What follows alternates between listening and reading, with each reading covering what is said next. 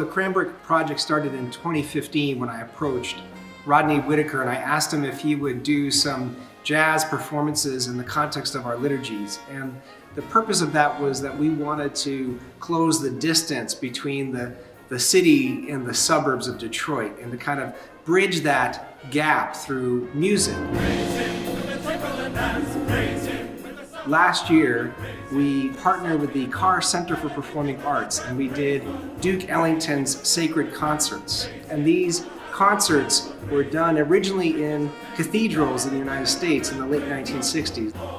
Ellington's goal was the same. He wanted to kind of reconcile the different strands of Western music which had become estranged for many different reasons. So when we decided to do Ellington's work again, we decided to actually do an entirely new thing. We come from Detroit.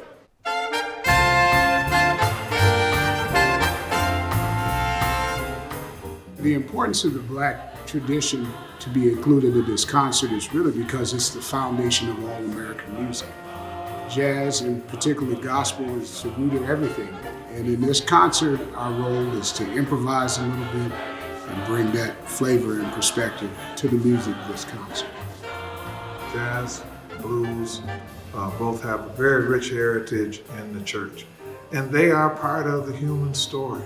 And the jazz tradition promotes the unity and brotherhood because not only do I have an opportunity to tell my story, but I start to see some of my story in you.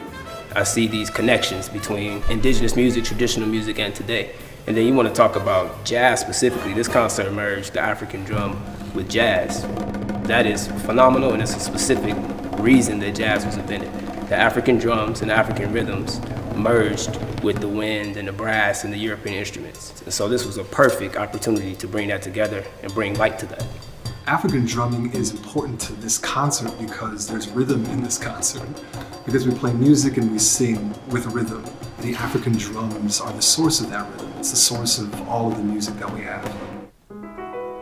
Down the center of the ocean, the lens contracts and we see the broader picture of footsteps wading through dust. I think the importance of spoken word in this concert is to combine music with the word, and the word has a powerful theological depth in the tradition, and to bring those two together and put them side by side, I think that's important.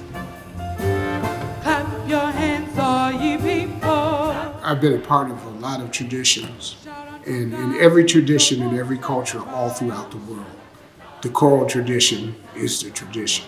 We give praise with our voice, and that's the common thread that binds us all together. Every Sunday morning here, we have choral music.